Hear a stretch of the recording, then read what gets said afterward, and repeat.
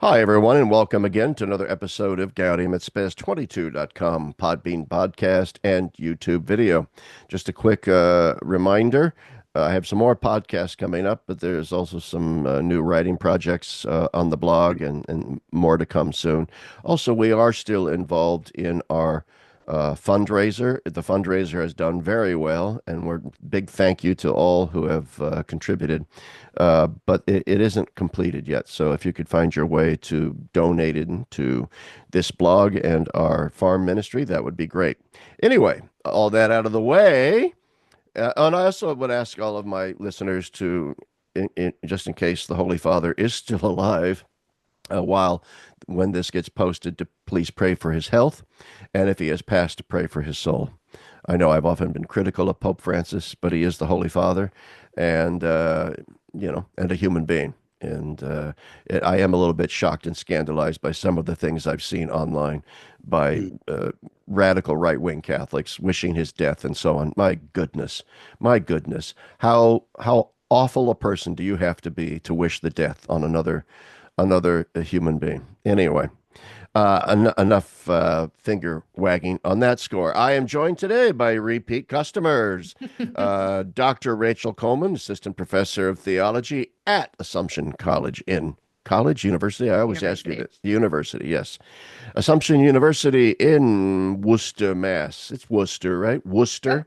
you got That's it. how is that how Worcester. you pronounce it? Worcester? I mean, the locals pronounce it Worcester. So, Worcester. Worcester. I used to drive by Worcester on my way to visit my friend Father Mike Kerper in Portsmouth, New Hampshire. That's all I ever knew about it. And it was like, it's just an exit on the on the interstate to quickly get by.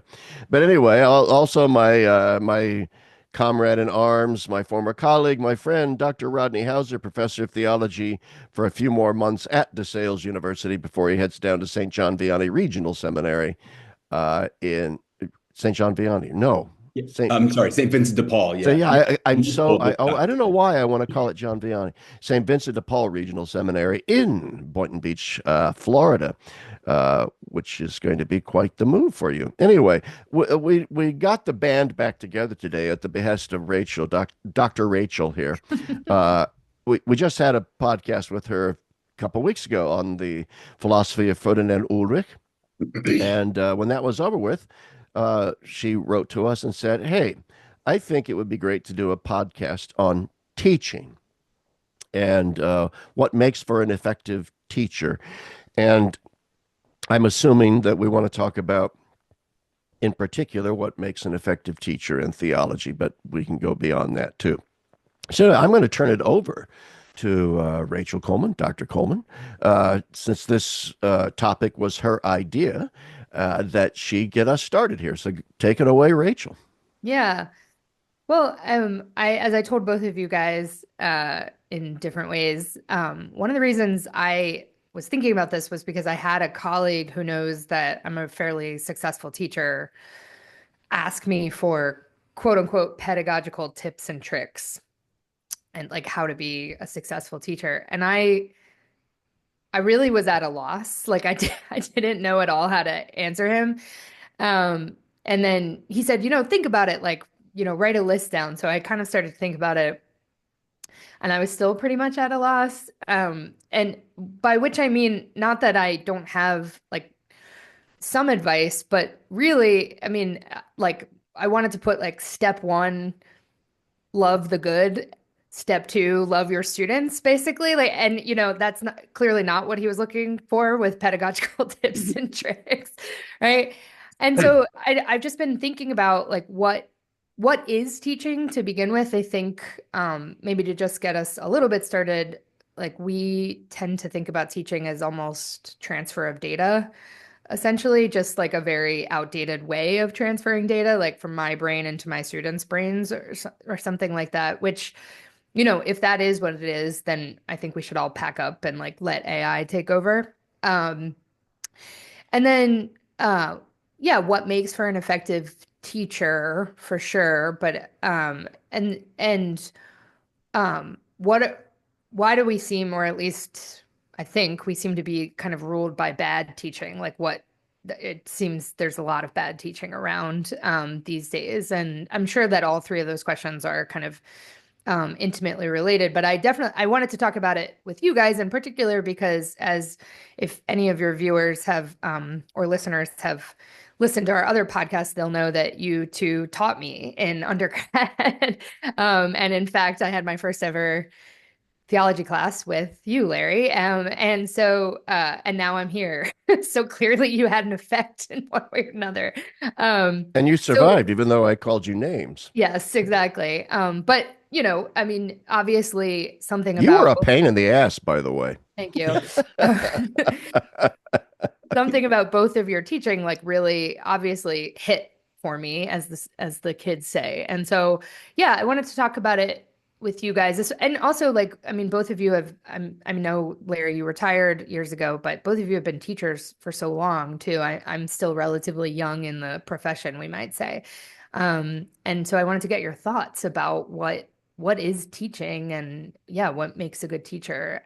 So yeah, I mean, again, to repeat Yeah, my sure. my first point, or my maybe the way where place to start is, I really do think we often think of teaching as just kind of like an outdated downloading, like a pulling of one file folder from my brain like into my students' brains or something like that. But if that's what teaching is, then we've got issues, I think. So yeah, Yeah. any thoughts? Rodney, want to get started? Yeah, it's hard to know where to begin because I think things have gotten really bad. The whole sort of philosophy of education that has dominated for the last even couple of hundred years, I think, is pretty bad. Um, and so yeah, it's hard to know where to start. But I think Larry and I mean, just to kind of speak autobiographically a little bit, I think we figured out pretty early on that if you don't do a lot of deconstruction at Mm, the beginning, you'll never get to the construction part, and that's you gotta. So I heard somebody say one time that teaching really is brainwashing, but in the sense of like cleaning the brain of gosh. all these really stupid bad ideas and washing it so Yeah. that it can be receptive to something good. And so I think my first thought is that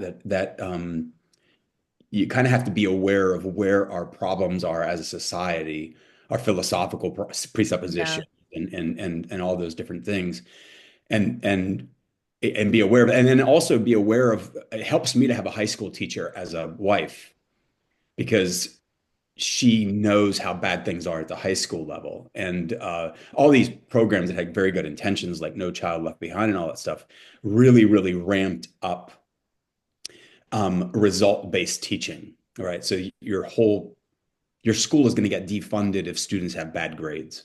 That's what's going to happen. So we better get the grades up. Well, it's obvious that you can do that in a million different ways. You can make your students smarter, but there's a much easier way. Right? You can spoon feed them material which they can parrot back like robots, and they will get really good grades without ever learning how to think or anything. And that has become catastrophically a problem, and it's getting worse as we go forward. My college students now, even more than when I started at sales, they care about is how do I get a B in this class? And they literally come into my office and ask me this straight out. Like, I need to get a B in this class. So what do I have to do?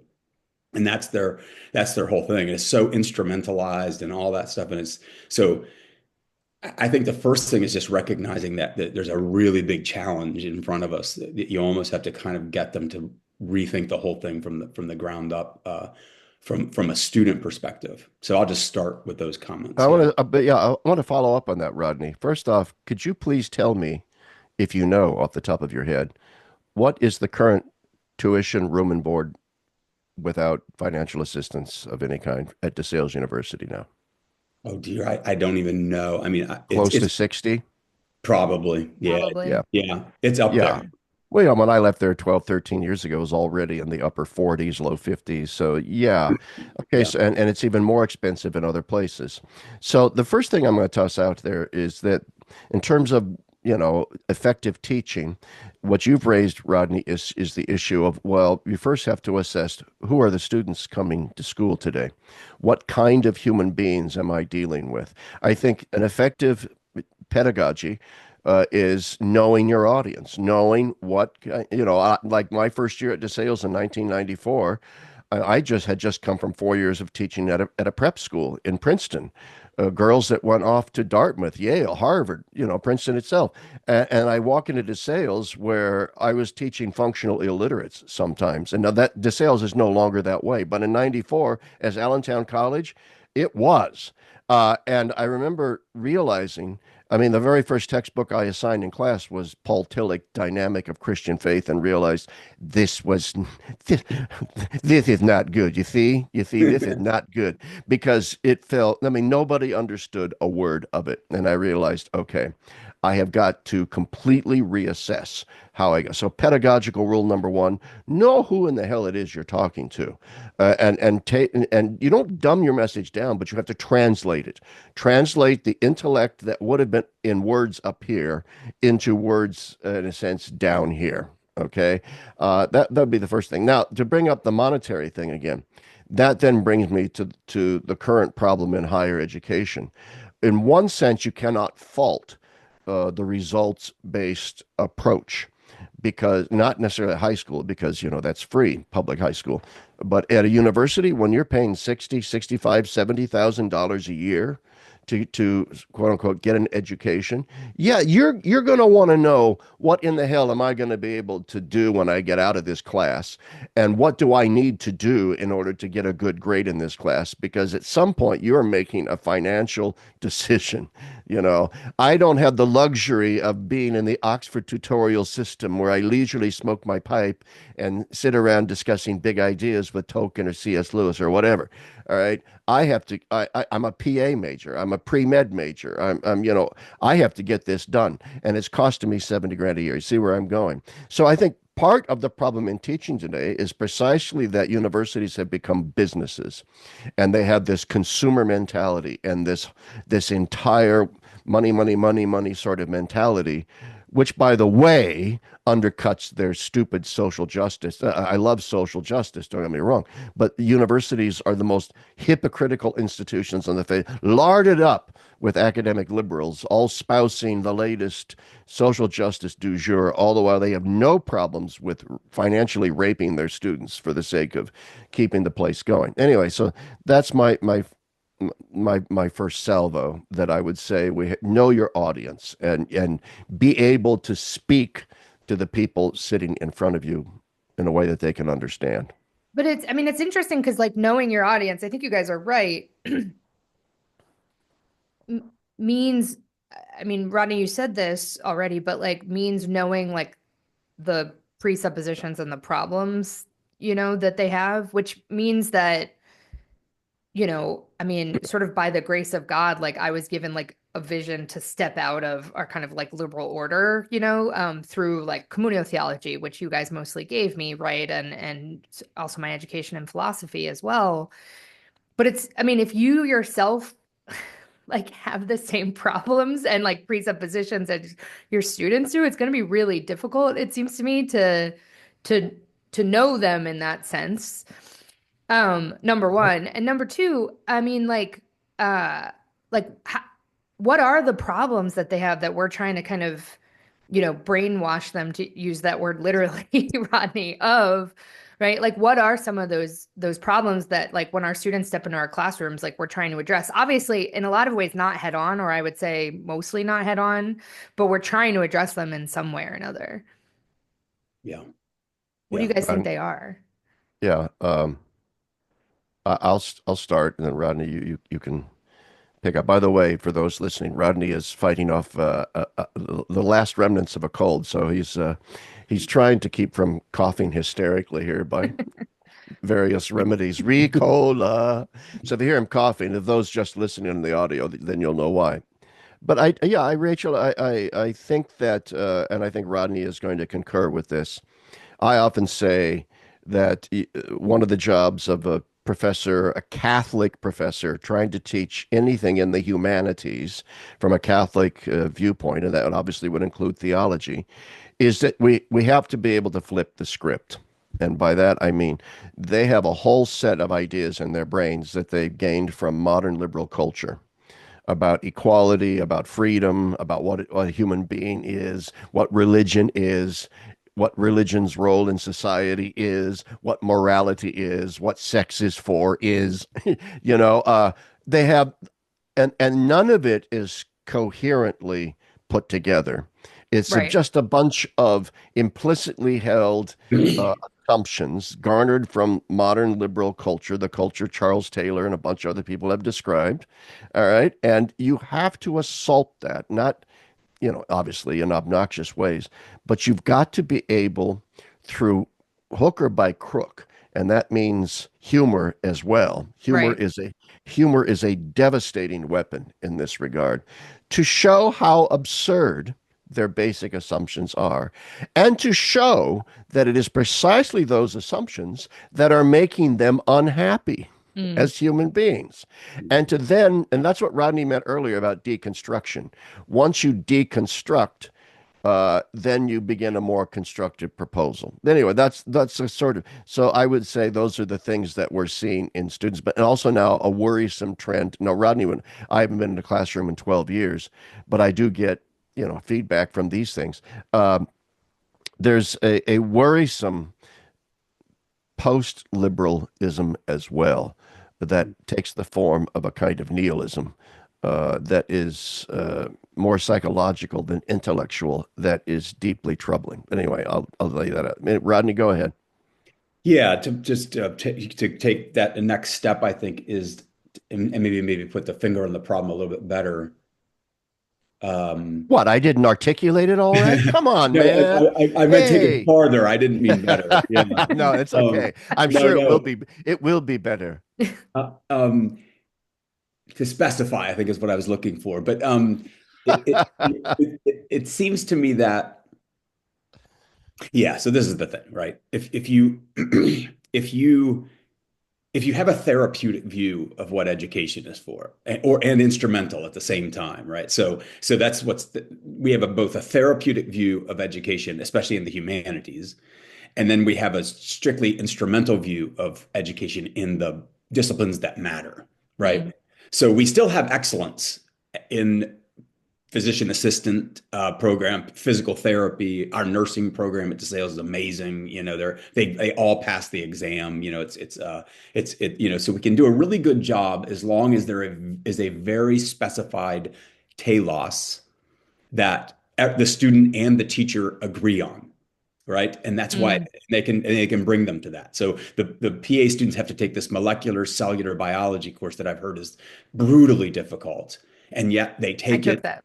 Yeah, well, there you have it, And they take their lumps, and because they buy in from the beginning that there's an objective goal that they and the professor share. Mm. The problem is, as soon as you get out of those disciplines that are measurable like that into like something like theology or philosophy or English or whatever, they've been told that everybody has a right to define their own meaning of existence and all that gibberish, right? And if that's the case, like if you tell them that right out of the gate, that their opinions as they are right now are already valid just because they're theirs, now why would one want to struggle through the very difficult process of trying to learn what is true and good and beautiful?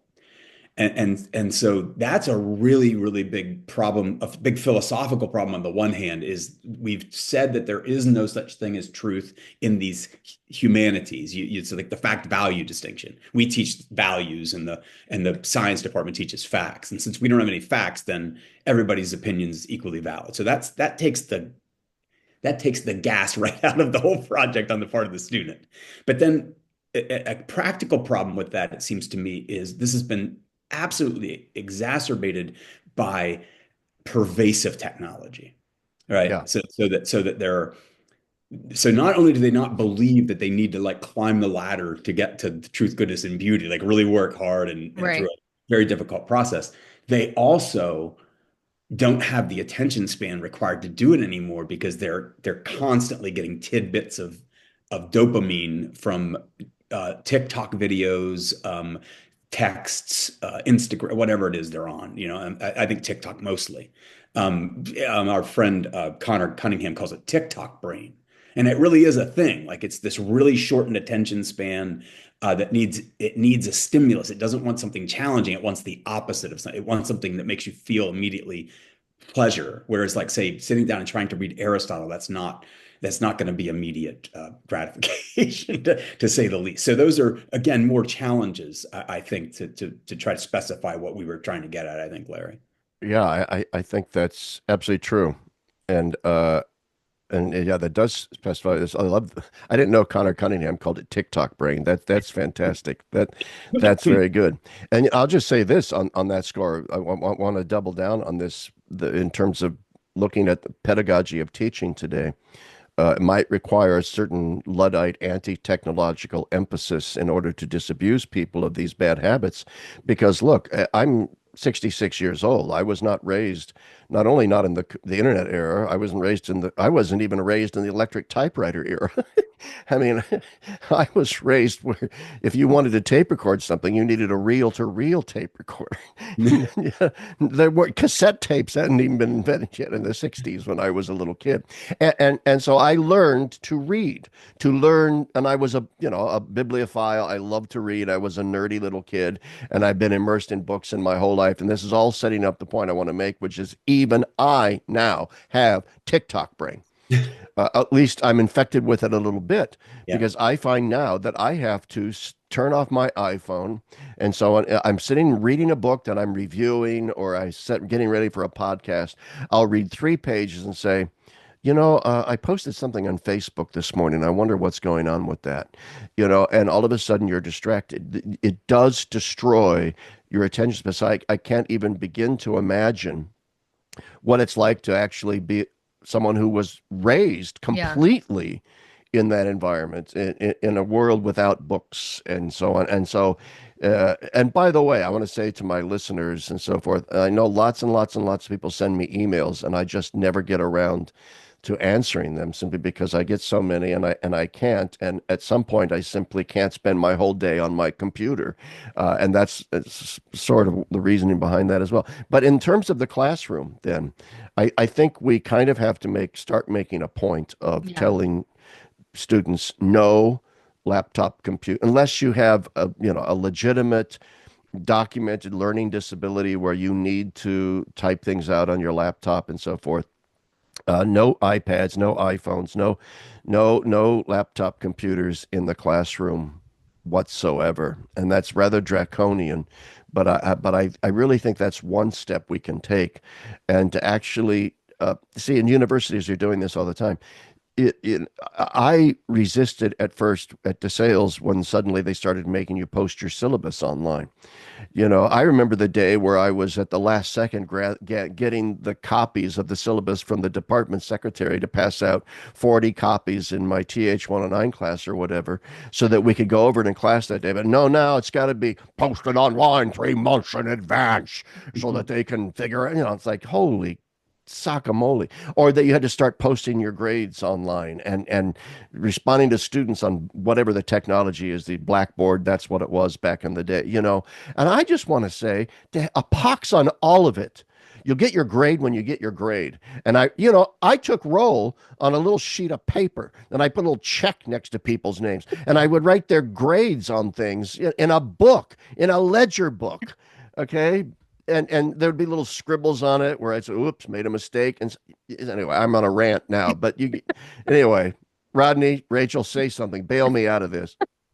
No, I mean, that is one thing I do tell my colleagues a lot. I have a no tech classroom, and there's severe penalties. I think I actually took your penalty, Rodney, and made it my own, which is like, if I see you with anything, even like I also had to ban like Apple Watches or smartwatches now, because they like check text messages on those, so they have to be put away as well. And so, I mean, if I catch you with that, it's 5% off your final grade, and that, I mean, this kind of leads me to another question, right? Like, I feel, you know, I didn't read the article because I was kind of scrolling through looking for something else, but Church Life Journal published an article the other day that was basically like the Catholic case against grading, like that we shouldn't give grades in Catholic education. And I mean, great, but like, I don't know how I get my students to like get out of their own ways, right? Otherwise, right? I mean, of course, like I would love it if I had a group of 15 to 30 students in front of me who just were there for the sake of the learning and for the sake of like understanding the true, good, and beautiful, right? As you put it earlier, Rodney. But the fact of the matter is I mostly don't. And it almost seems like, the no tech policy and even grading to a certain extent is part of that deconstruction that's necessary, like helping them sort of like, because, a lot of them just won't do the work otherwise. If I were to say to them, like, everybody in here gets a B no matter what, and then you could like move on, I would have nobody show up in class or something like that, Yeah. Yeah. you know? And yeah, I mean, it seems like, mm, I don't know, maybe too idealistic to say like, well, we can't give grades or we have to just let them freely pick not to use the technology because they have TikTok brain, because they're so ingrained in the system. And you almost have to like use the system to try and like free them of it or something like Yeah. that. Yeah. Yeah. Yeah, I don't know what No, you. it's so I think one of the reasons why sometimes academics write articles against grading is because we all hate grading. I mean, how I used to say to people all the time, this job would be great if it weren't for grading. It's the bane of all of our existences. But I agree with you, Rachel. There is there is a need in the educational environment, not just for humanistic ideals. There is also a need to reinforce a certain meritocracy. That part of the pedagogy involved in a student's life as a young person is to learn to be held accountable, and to learn that hard work has dividends Mm, and sloppy work has negative turnout for you. And human nature being what it is, concupiscence being what it is, our propensity to procrastinate being what it is, I just don't see how. I can see getting rid of a lot of the technology in our classrooms. I could never foresee a day where we got rid of grading. I did not read the church. I saw that same Church Life Journal and I didn't read it. I think Church Life Journal's articles are actually too long. Most of us don't have time to read 5,000 word essays as we're passing along. And I don't say that lightly because I love Church Life Journal. But anyway, anyway, that's my thought on the grading thing. Rodney? Yeah, I mean, all of that is so good. And I just was reminded as we were talking there that Alan Bloom wanted to name the closing of the American Mind Souls Without Longing. mm, That was going to be his title, and they didn't go Wow. for it. It wasn't as sexy as closing of the American Mind, apparently. And I don't mind that one either, because I think that is what has happened. I think the American mind has gotten closed for all sorts of reasons. Well, one of them is because we don't give the soul anything to long for anymore, right? So that's part of the problem, right? And this is kind of the thing, like the double whammy I talked about before, like TikTok does give you an immediate gratification. Your soul does have a longing. Obviously, that's why they're on TikTok. Right? But it's giving them such immediate gratification. It's like they're stuck on the first step of the symposium's ladder, right. the beauty of a body, or whatever, right? And It's that's almost worse than that. It's like a step under that, right? Because it's, no, that's right. He would have to put another rung on yeah, the ladder today, which yeah, would be it's digital. the digital version of the beauty of the body or whatever, and so that's really sad because they're getting um, satisfaction from something so superficial. And then, of course, the other problem that I said about the fact that we've already told them in advance that there's no such thing as objective truth, goodness, and beauty. So their opinions are already fine. So why would they long for beauty if they already know what beauty is? Like if it's just in the eye of the beholder. So I think part of our task, and I actually think that this is still possible to some degree. Like I'm experiencing this semester with my intro. I have 3 intro classes this semester, which is kind of unusual, but it's all, I thought it would be dreadful, but I'm actually kind of enjoying it because they're all three have different personalities and all this stuff. But just 2 quick things, like, and I think Rachel, you implied this earlier. The first thing I think they have to see in a teacher is somebody who does have a soul that longs, Yeah. Mm, right? They have to be convinced that you really care. about truth, about the whole shebang, like the seriousness of it, and that you still get fired up about it. And I do. I mean, you know what I mean? I'm not by any means perfect, but I get fired up about the material. I really do. It still excites me. Even though I've taught it for 26 years, it's still extremely exciting. I love to go through the law of human nature with them and C.S. Lewis. You know, it doesn't have to be anything too Yeah. fancy. Yeah. And I love to get their reactions to that. And then let's take it to the next step and see what are the implications if we say that there is not one and, you know, blah, blah, blah. And every once in a while, you see it happen. You'll see a group of them or a few of them just be like, I've never thought of that before. Like, wow. And then all of a sudden, you know, you feel like a teaching moment is going on. And so part of that is just getting like you've had the experience, and we've all had teachers in our past that liberated us from settling for, you know, just superficial Yeah. pleasures and The stuff like that. shadows. Yeah, exactly, in the cave. That's right. And then what you do is you want to, somebody gave that to you, and then you want to give that to them, and they can tell that you really want to give them something good, even though it's going to be a little bit painful and difficult, and they may not get an A and all of that. So I think if you can kind of get them just, Lewis says this in Abolition of Man, and he gets it from Plato, of course. It is that, what does he say? The mind Rules rules the belly through the belly through chest. the chest, The right? thumos. Thumos, Plato's right? thumos. Yeah, and that's what they don't have. They need thumo. They need a desire. They need to like want They to need get. chests. They need Yeah, chests. that's right, exactly. And a lot of it then, therefore, is not simply a matter of something first intellectual, if I could put it that way. Mm. It's you got to hit them like almost in the, you know, the heart, I guess you'd put it, maybe, you know, something like that. That's why I like the beauty first approach of Balthazar. They got to get a glimpse of the beauty of the thing, and then they're willing to put up with the difficult work maybe a little bit more. Speaking of Balthazar, yeah, I think it's on page 13 of the English edition of Theological Aesthetics, Volume 1, 13, 15, something very early on. He's got, I'm sure you've all got it underlined with a nota bene next to it, or what, however you mark. I always write no, NB, nota NB. bene, nota bene. I put Uh, key. okay, well, I have a whole system. Central, key, nota bene. A check mark means mildly interesting. Okay, but anyway, where he says, you know, syllogisms can be cranked out like rotary presses, and arguments are still being made, but without beauty, we lose the reason for essentially why the good should be done rather than evil. Even though beauty, the Calon, can be ambiguous. I just went to a talk by Elizabeth Lev, who runs, she's an art historian at King's College in Wilkes-Barre. The whole title of her talk was, "Can Beauty Be Trusted?" I could Mm. only hear Roger Scruton, "Why beauty matters," and all that kind of stuff. But it was a very interesting talk to talk about, you know, how the ancient Greeks had an ambiguous relationship with beauty. They knew that it was related to goodness somehow, but they also knew that it could draw you away. But the Catholic teacher has to bring beauty in conjunction with truth and goodness. But I want to come back to what you said, though, Rodney. I think that passion has to be there. To go back once again to Rachel's original question about pedagogy, I think what makes for an effective teacher is, first and foremost, you have to know your discipline inside and out. So competence.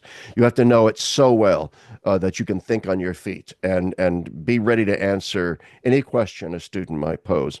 And that leads me to the second thing a good teacher has: intelligence.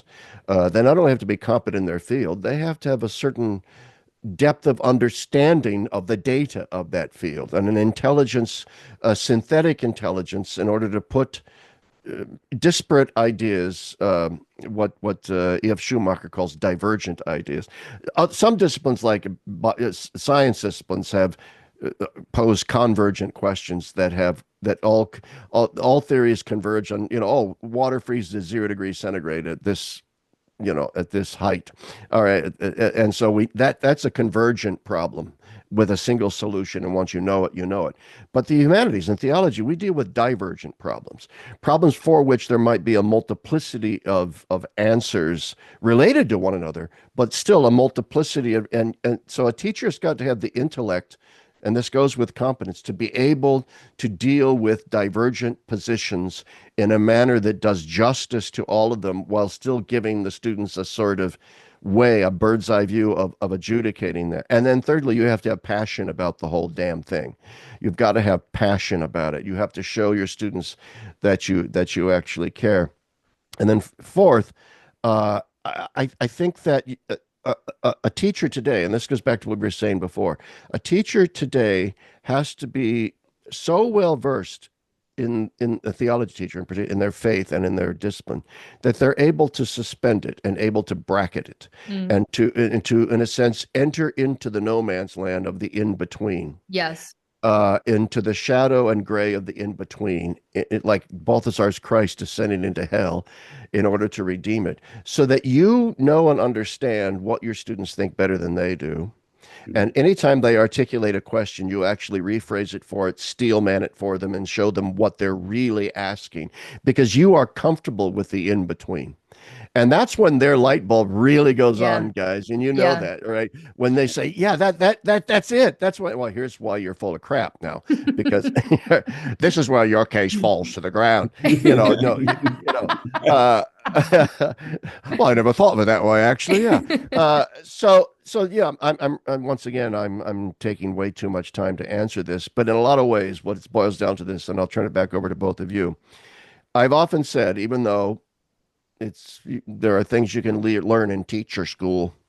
Teachers are born, they're not made. And to a great extent, an effective teacher is a function of that teacher's person, who that teacher is. Now, there are certain skills you can have as a teacher and so forth, but you had better first be a human being. And like I would always tell my students at the very beginning of the semester, I'm every education professor's worst nightmare. I don't follow any of the pedagogical rules. And in some ways, I'm a horrible teacher.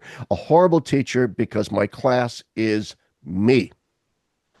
And if you don't like me, you're not going to like this class.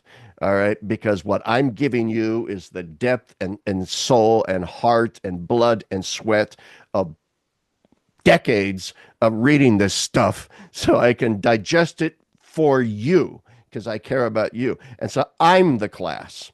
And it sounds arrogant and so forth, but I think you guys know what I'm talking about. So anyway, that's my thumbnail sketch of what you need to do to be an effective teacher today, especially in theology. All right, I'm done. Done with lecture. You Well, guys I can. mean, yeah, I mean, to all those points, Larry, I mean, to me, other than you two, the person I think most when I think about teachers is Socrates generally, right? And I mean, it's so interesting because to use your analogy there, right? Like he of course would be like our education department's worst nightmare, right? In a lot of ways. Um, but I don't know, I see and again, also maybe this betrays my pagan sensibilities that I think of Socrates and not Christ as the teacher par excellence. But Augustine would have words for me. But you know, Socrates, in a certain way, it's him, as you were saying, Larry. And in a certain way, he's almost like acting as like a conduit, right? For Yes. And mostly he's just pointing. He's like, no, no, no, you think you're in love with me, Albicides, but you're not. Like you're in love with this other thing that you don't want to do the work to actually be able to get to, right? And yeah, so I mean, this is something that I have thought about a lot too, about the passion for a discipline, any discipline, it seems to me can only be sustained, right? Like a lot of times I think we see the pattern of somebody young who's kind of interested in his discipline come into and then gets kind of tired and doesn't continue to be a successful teacher. Like it only lasts, I don't know, until he or she gets tenure or something like that, right? But that passion can only really be sustained if you're actually in love with something bigger than Yeah. yourself, it Yeah. seems to me. And which Socrates was, I think, but that's why when my colleague asked me for pedagogical tips and tricks, I was sort of I love God. I just I love the good and I want everybody else to as well. And, but that's not something that you can make into a technique, it seems to me. I don't know, I don't know any tips or I don't tricks think for so. that, right? It seems impossible, but it seems to me like on the one hand, you're right, Larry, like a good teacher is kind of just giving him or herself to the students. On the other hand, it doesn't stop there, right? Right. It's It not about imposing my idiosyncratic right. stupidities on the students and brainwashing them in the bad sense of that word. We've all had professors like that who were heavy-handed jerks. But no, it's me in conjunction with you and you and you and you, and we're all examining this same question. Okay, and I'm here to sort of be a conduit for those questions for you. But for better or for worse, I'm the conduit, you know, and you better get used to. Anyway, I don't. And Rodney, I'm sure you have things to add here. Yeah, I think I have a couple of things.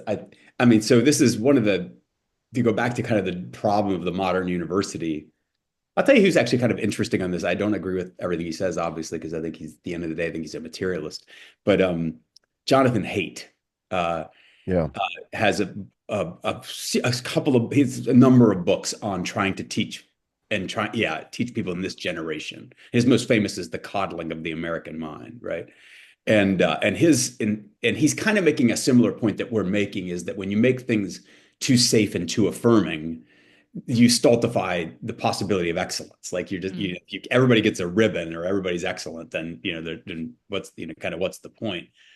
Um, so Oh, and his other beef is that because of the fixation on social justice at American universities, um, you really aren't entering into to a path with the student to something that transcends both of you.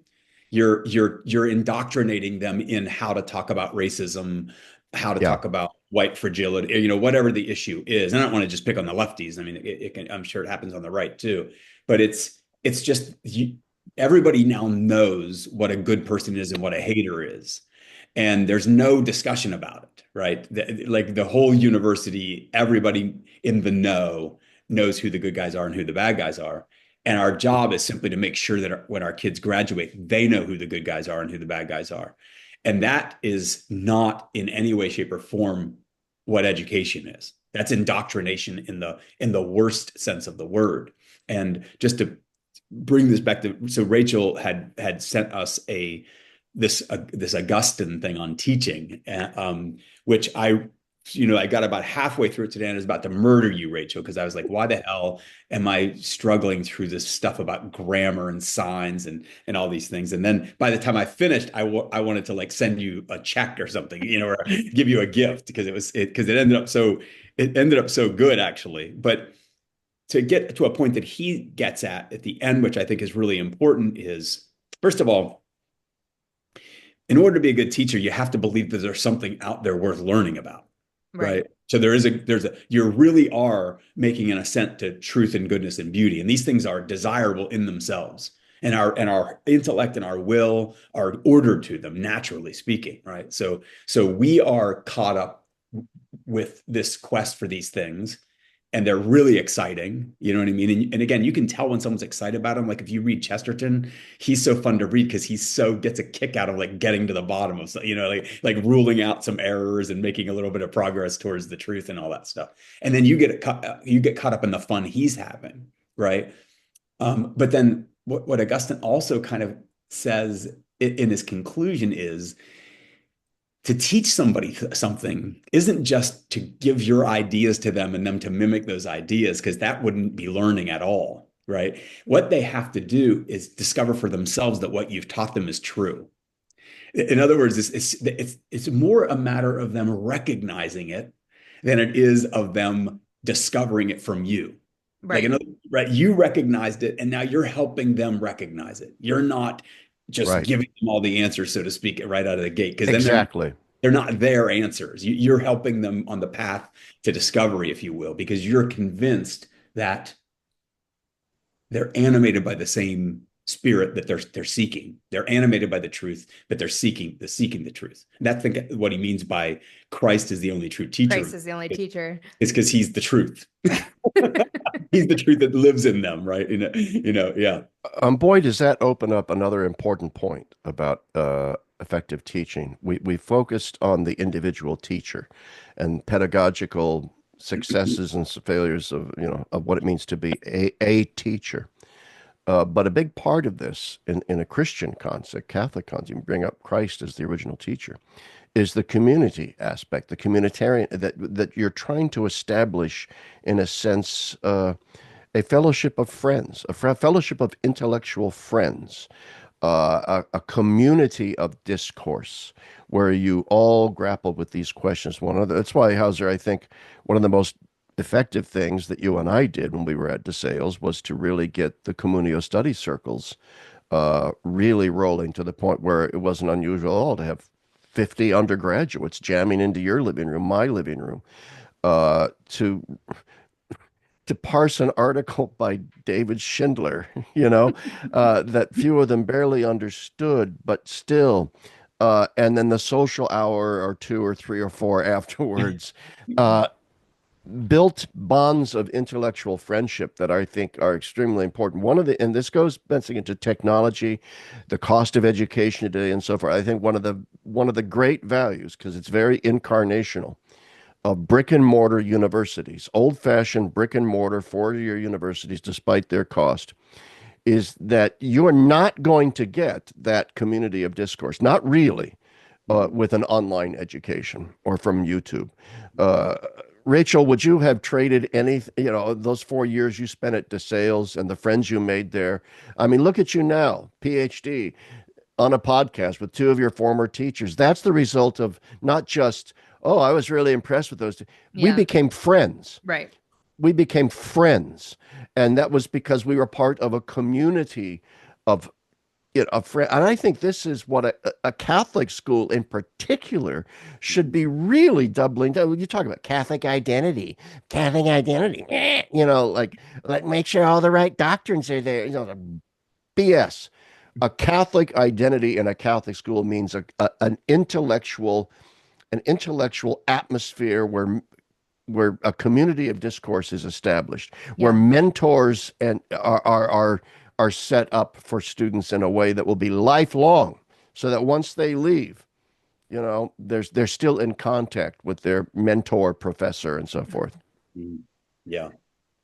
I feel like you gave unintentionally, obviously, a little advertisement for Assumption. Part of in our mission statement, it says we pursue truth in the company of friends. That's literally. Oh, that's awesome. Yeah. Wow. I actually really love it. That's so good.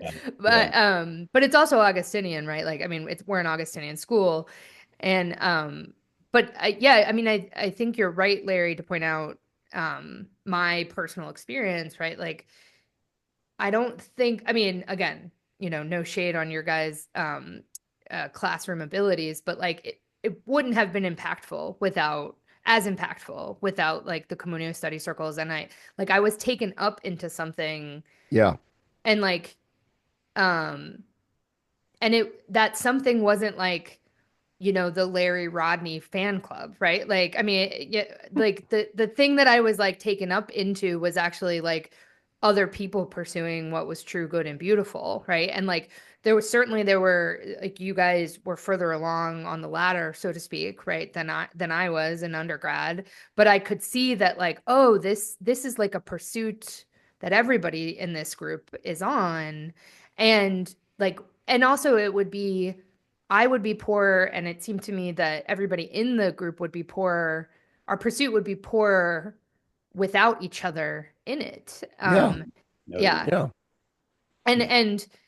And like, I think you kind of alluded to it, Larry, but just to make the point, right? Tech really, really, really dissolves that, or makes that a lot harder, right? Like, I walk into my classrooms and ask my students how they're doing. Now, I've gotten so crazy with tech that they are not allowed to even have their cell phones out before class starts. Like, once you come into the classroom, no technology. Like, so I have students like standing outside the classroom, like on their phones, but they know once they enter into it. But part of it's because like that time before classes, just like talking to them and like asking them like how their weekends go. They don't do that with each other. They don't do that with me unless I force the point, which, you know, I do. Um, but like in those little, you know, interstitial moments, a lot happens, it seems to me, actually. And yeah, tech evacuates all of that, the content of those moments, it seems to me. Yeah. Yeah. One more point I wanted to ask you guys about, like the other thing, I mean, Rodney, as you mentioned, right? Like the pursuit of the good, true, and beautiful is hard, actually, right? Like both intellectually but also existentially. um uh, but one of the things I see a lot in my students is a deep, deep anxiety. And I don't just mean like, you know, diagnosed anxiety conditions, but like all my students rest in nothing, basically, right? Like they don't have a, I don't think they like believe they're loved. I know that sounds really harsh, but like I don't think they have the sort of like deep and abiding knowledge that they're loved. And so then when you sort of present this challenge to them of pursuing the good, true, and beautiful, perhaps they're enticed by it at first, but it's also hard to do that when you don't know you're loved. It seems to me, right? Like to take up that challenge. Like if, I mean, another way of just putting this is if you think your worth is your grade, right? Or is your accomplishments, like if that's what makes up your worth, it seems to me it's very hard to be educated. I think. I don't know if you guys have experienced that in your students. No, absolutely. That's Yeah. I think that's really key. So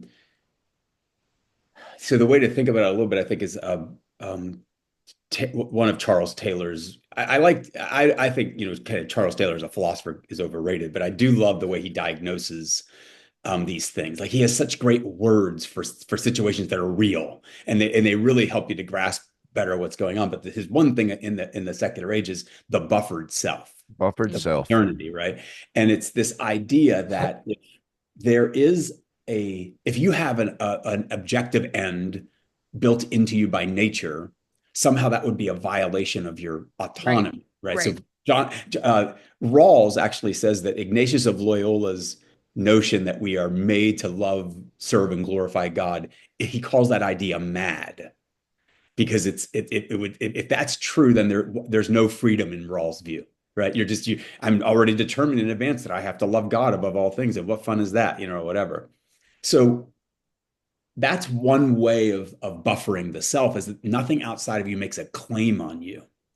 And if nothing outside of you makes a claim on you, you really do get to kind of make up your own little world, and you get to you be you, and you know, all that stuff. And you'd think, well, that's going to make you feel really good about yourself, because there's nothing to feel guilty about, because nothing measures you except for yourself and all that stuff. But Rachel, you're absolutely right. It has the exact opposite effect, because opening yourself up to the possibility that we were created in Christ Jesus to do good works, which he prepared in advance, right? There's a sense in which that is so comforting. Mm-hmm. You know what I mean? That, like, I was brought into existence to do a task that I've been given the gifts to do if I'm willing to open myself up to them. And the creator of the freaking universe gave me that task. Right. That's not only scary and intimidating, and now I have to really watch myself, because I could really screw my mission up, right? But it is also very liberating. I don't have to come up with my own mission and my own meaning. So that's like, okay, somebody's taking care of that. Let me just now enter into this thing. And then it's of course it's not heteronymous, it's also in you, because God really gives you your being. He gives you the gift of your being, and he gives you the gift of your mission. So it's also in you, so that when you actually get embarked on the path that you're supposed to be on, that's when the magic happens. It's not that you're not going to suffer. Of course you are, right? That's you know, but it's, I mean, that you're probably going to suffer a lot because of it. But these poor guys are, there's no adventure. And I think that's why they're so anxious, because Right. there's, like you said, Rachel, they're not loved.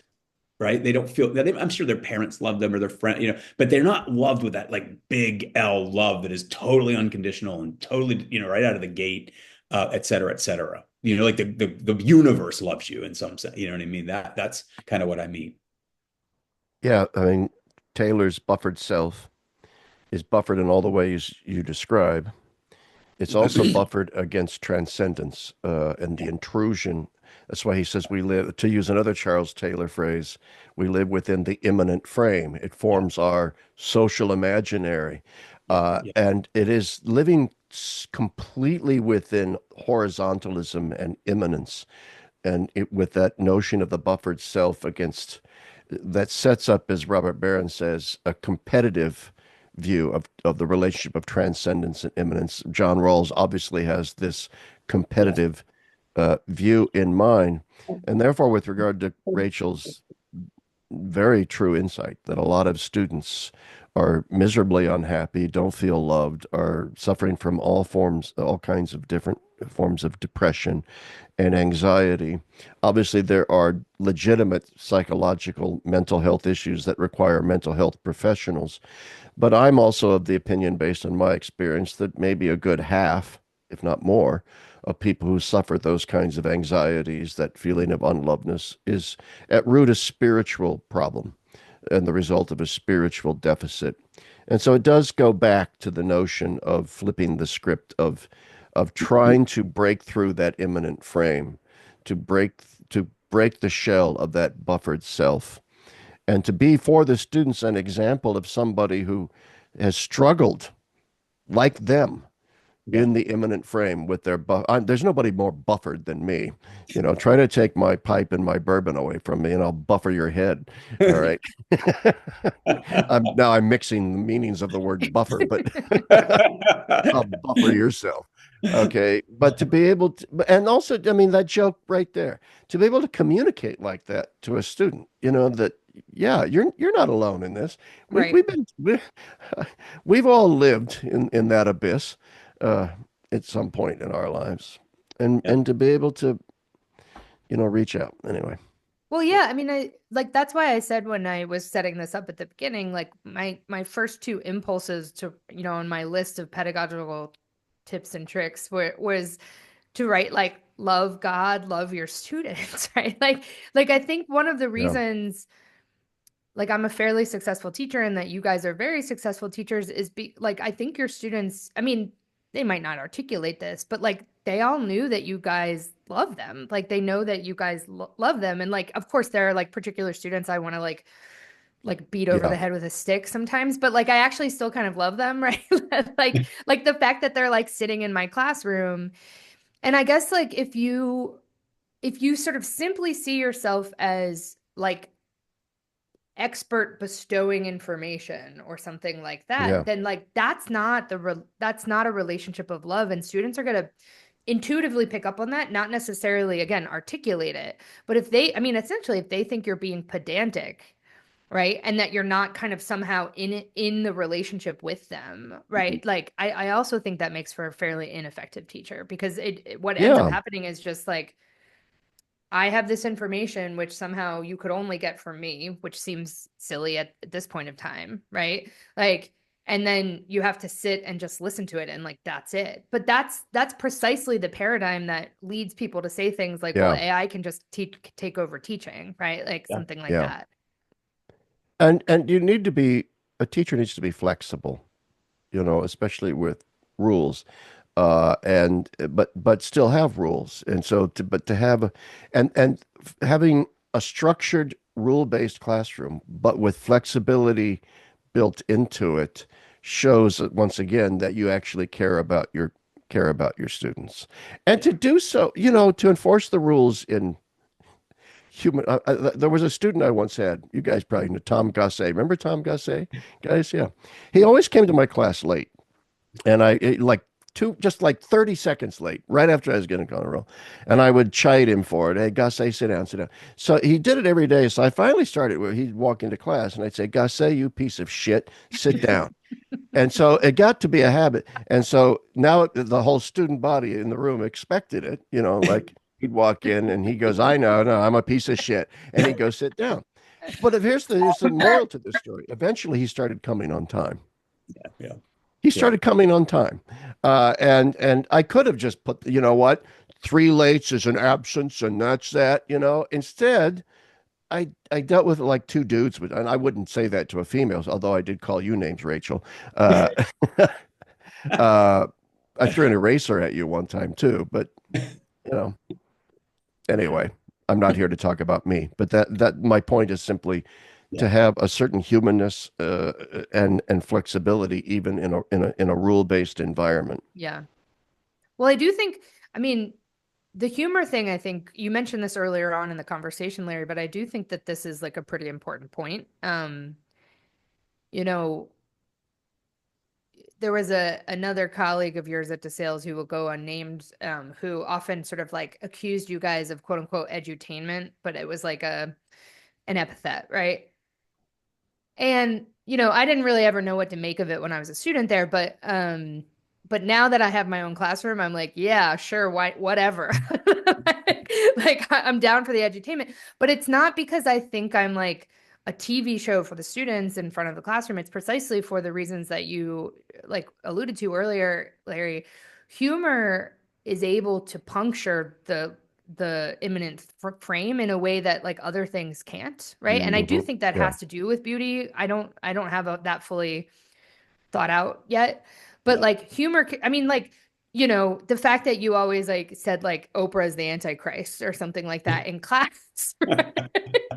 Or And like students Disney would be World like, is the Antichrist. Yeah. yeah, exactly. Disney World's the Antichrist, right? And like, what that would do, it seems to me, is like this reality that everybody like kind of took for granted. The Oprah's a great person, right? Or something like that. Students would be like, wait, what? Like, like, like Who doesn't like Oprah exactly. Winfrey? And like, why does he have such strong feelings about her? And then, I mean, of course, like when, and who knows when I was actually able to articulate this, but it's because like everything she stands for is like literally the opposite of Jesus Christ, right? Like actually. Yeah. Yeah. And another time I remember I was working through one of these David L. Schindler articles about like liberal societies and the dramatic structure of life, right? And like, I was working through it and I was like, I remember I was in Rodney's office and I said, is he criticizing technology? And Rodney was like, yes, like, Well, yes, he is. Yes. Yeah. But the humor aspect, it seems to me, does two things. Like, number one, it's very good at puncturing through frames without necessarily being antagonistic. Mhm. Yeah. Right. But number two, it shows them that like to your earlier points, Larry, like, yeah, like you've been on the other side of this, right? Like you I mean, you can't be funny about something unless like you've experienced it yourself, actually, it seems to me, right? And so Yeah. like the humor thing like also shows them that you're in it with them rather than, again, just the kind of like staged lecture, like pouring information on top of them. And Yeah. I don't know, I do think humor is a really important part. At least it has been for me. I know not everybody necessarily is the case, but I mean, gosh, we could do a whole show on the philosophy of humor, the yeah, theology of humor. I think yeah, it's a very under understudied subject in terms of not just the rhetorical usefulness of humor, but the humanistic importance of humor. That humor, of course, that's libelous or obnoxious and vulgar. No, but the kind of satirical humor that is able to, in a sense, puncture stupidities through just something. That the essence of humor in this regard is the juxtaposition of absurdities and then the exposure of those absurdities. And the incongruity of it is where the humor resides. So Rodney's constant references to Oprah Winfrey as Popra, okay, in one word, it's satire, right. calling her Pope, but it's saying something. It's saying something about what's wrong with a culture where nobody wants to listen to Jesus Christ, but we will listen to this woman. Why? Right. because she's a billionaire and has a TV show and gives away free cars on her show. Okay, all of a sudden she has imbued with this. I don't believe in the infallibility of the Pope, but I believe in the infallibility of Oprah. So in one word, Hauser punctured that by calling her Popra Winfrey, Yeah. which I have shamelessly borrowed over and over. It's also, it seems to me, you humor is obviously an expression of joy. Mm. Yes, And I think so good that point. right. So I think that when students see you taking joy in thinking about anything, you know what I Yeah. mean? Like Yeah. when they see that you're really enjoying yourself talking about this topic, they're like, oh, this is, it's kind of interesting. I mean, you can enjoy jazz music, you can enjoy a movie. Why can't you enjoy talking about a really important idea, a truth or Yeah, whatever? And yeah, I think that is what really surprises them in a theology class, because I think Nietzsche's criticism of Christianity is most people's. It's for killjoys. It's like we take all the fun out and all that stuff, yes. right? I'd rather laugh with the sinners than cry with the That's saints. exactly it. That's what all of our students think, is when they think Right. of heaven, they think of this dreadful place where nobody can do anything because nothing's allowed, because everybody's a saint. And it's a Talking Head song, Heaven, a place where nothing ever happens. Right. And again, he's saying the same thing, that Billy Joel is saying. And when they see a theology professor in front of a class really enjoying talking about, say, the Trinity, or the notion that evil is a privation of good, like I can really get into that when I talk about that. And they're like, why is he so excited? Why is he having such a Yeah, good time yeah, talking about this tedious stuff? But it's contagious. Yeah. They start enjoying it. It's kind of Yeah. weird.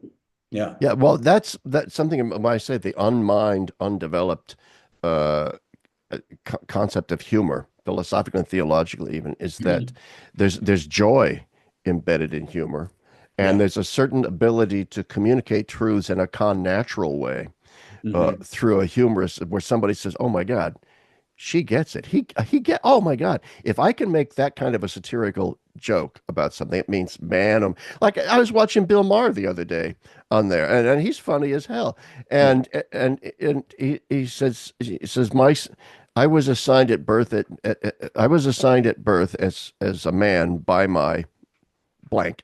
In other words, my genital my gen and he was, and it brought uproarious laughter from the audience. In other words, the assignment at birth of a certain gender wasn't arbitrary. He had a piece of anatomy attached to him, which immediately identified, and just the way he put it was hysterical. But it showed, okay, this is a guy that even though he's uber liberal, he gets the other side. In one single joke, he punctured and there. Yeah. Anyway, I just think humor is underused. But Rachel, though, the accusation of edutainment Yeah. that was sometimes leveled at Rodney and me uh, is hurtful, because obviously we also taught taught things in class, and it betrays a certain level. I just think it was jealousy, Well, pure yeah. and I simple mean, I jealousy, was just trying to set it trying up. to undercut the fact the two successful theology teachers, Right. probably And again, teacher like and as somebody who now teaches theology, right? Like I just I always wondered about the criticism, but then now I'm like, oh no. Like there no, is nothing to it whatsoever, because like I think half the reason I'm able to do the puncturing that's necessary, right? To get through is actually because like, I crack jokes and like, they'll laugh. So yeah, I mean but again, like I also think the humor gets back to the deeper reality of just like you caring about them too, right? yeah, Like yeah, and that's right. and I and I think another thing that sets good teaching apart, I'd be interested to hear what you guys think, is also like I genuinely want to know what my students think about things. Like not Yeah, necessarily, like I mean, I always make jokes with them. Like I'm like, I don't care what you think. I don't want to hear what you think in your papers. Like I don't, that's not what I want. Like, but like I really am interested in how they're thinking about something, and like and then like working through it with them, and as you said, Larry, like kind of like articulating their position. Like like a lot of times I'll go back and forth with them and I'll be like, oh, is this what you mean? And I'll, say it. And like, they're like, yes. But that means like a genuine interest in them, actually. Yeah. And I'm not sure that everybody thinks about teaching that way, actually, is like Yeah. loving and genuinely being interested in your students. That's it. That's it, Rachel. And that's why I wasn't trying to defend myself when I'm criticizing the edutainment criticism. I couldn't care less, what that person thought because they weren't in our classrooms. What interests me is the mentality that it bespeaks. Right. That when you're teaching something like history or English or psychology or poli-sci or theology or philosophy, you shouldn't use humor. You Right. shouldn't you shouldn't be able to walk by a guy's classroom and hear the students laughing uproar. Sometimes Hauser and I would teach across the hall from each other, and I would hear the students over in his classroom just laughing uproariously. All right, and I'm assuming he would hear my classroom now and then as well. I would imagine that somebody walking by the classroom would say, "Oh, there goes Chapp and Hauser again with their stand-up routine." But and that's not for everyone. I'm not saying, oh, look at us. We were like theology teacher slash stand-up Comedians. comics, that's not it. And so I'm not tuning my own horn here. I'm just saying that there is a place for that in the classroom, and I Yeah. think it's grossly underutilized. Yeah. I mean, who wants a theology professor that speaks and acts like they've been sucking on green lemons their entire life? They're so pinched up and tight. Rodney and I have both been department chairs. We've had to fire adjuncts because they were lump of coal tight, and thought that teaching Catholic theology meant just here's the catechism, Right. memorize these verses, Right. and then on a test you're going to have to identify, like no, Yeah. tainted. And now, and all that said, let's go back to the beginning. I know we're sort of running out of time, but Yeah. we criticized simply the filling station model of education as the pumping, but there does have to be a data set and a skill set that you are trying to impart to your students. It's Right. not like our entire class was simply about deconstructing and getting students motivated and getting them excited about Jesus. All right. It was also, I mean, just look at any of our exams. What did homoousios mean at Nicaea? What was the problem with Arianism? What did Athanasius have to say? What are Aquinas's proofs for the existence of God? What do you think of Anselm's proof for the existence of God? I actually like it, by the way, because Anselm's proof is this: even if God doesn't exist, he damn well ought to. And and that means that God does exist because he ought to. But anyway, I'm paraphrasing Anselm, but I've actually cribbed that from somebody else. But you get my point. There was data involved Absolutely. and a lot of it. And so my point is that there is this fine line and this art that a good and effective teacher, and that's what we're talking about, has to develop between imparting data to students and also then inspiring them to want to know the data and to in the sense of why that data is actually important and why you should care about it. Mhm. Well, I get it. It's back to the Thumos point, right? Like it's the challenge, right? Like this, I mean, it's like I want to make them rise to the challenge of like, I mean, to use a very stupid phrase, like expanding your mind or expanding your horizon, right? Like you can't do it on your own. You can't actually do it by taking psychedelics. Like it takes hard work and you like need You to know can't? Damn it. like you I have need to to throw know away these my things. ayahuasca now And anyway. I would never ever want to see that. So Yeah, like Chap needs to be that on would be psychedelics like that. terrifying.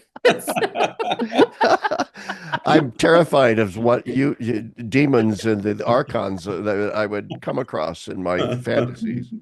No, but like, I mean, yeah, the point is not just, the relationship. The point is again, like the pointing to the beyond, right? And the pointing to the beyond like takes knowing things actually, right? Like, but like, hey, I want you to get closer to, right? But that's gonna take work, basically. Yep. Yeah. Yeah, yeah. I think of the figure of Saint John at the foot of the cross and Grunewald's small Mm. crucifixion point, and Right, yeah, yeah. you know. pointing at Christ. And that's the key, that the whole thing is to be a pointer, Yeah. to point away from yourself and towards something bigger.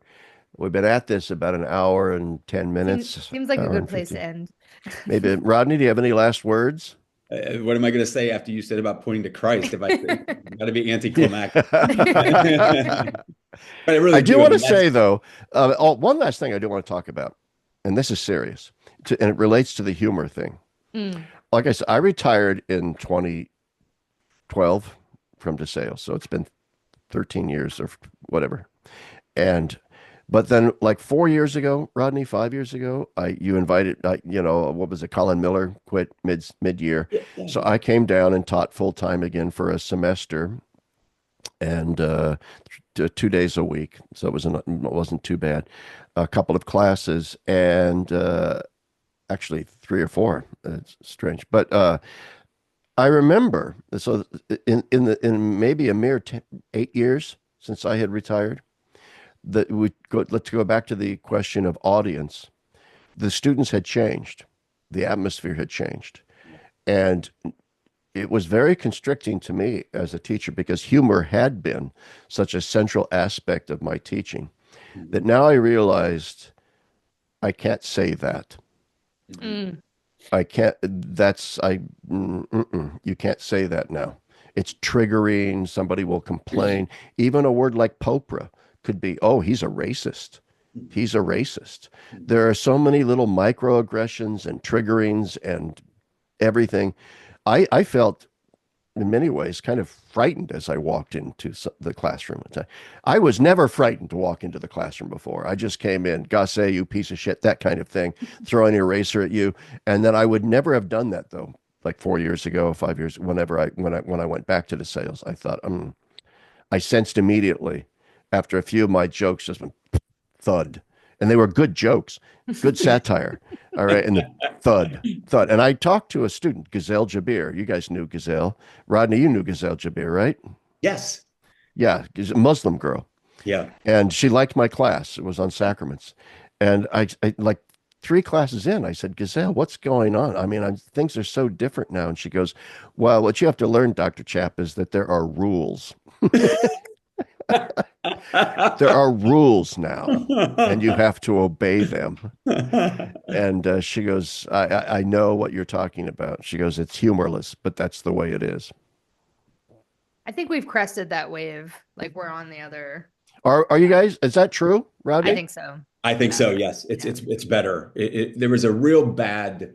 It was the combination of like all the weird things that make Gen Z weird already, but then it was also COVID, so it got really humorless there for a couple of years, and I struggled big time. But now I've got my third class, my 2 o'clock class on Monday, Wednesday, and Fridays. They are a blast. They That's just are great. a blast. And they make me funnier and they're funny and it's really fun. I'm like, oh my gosh, I have rapport with a class again.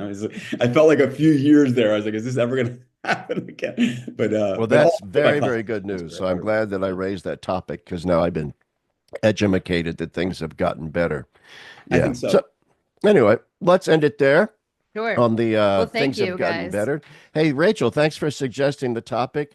I hope that it wasn't too in-house and self-referential. I hope that people did, in fact, uh, glean from this, because, and I want to end with this to people listening. This is not simply advice for people teaching in a university classroom. It's advice for any catechist that is out there, any DRE, anybody that's asked to give a talk someplace, or even a parent with their children, Yeah. how to properly approach their education in the faith.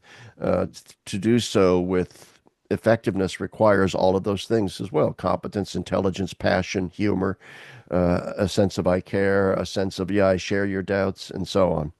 So anyway, I hope people got something out of this. I know I had a blast. It was great. Thanks a lot, guys. And thanks everybody for listening. Okay, bye now.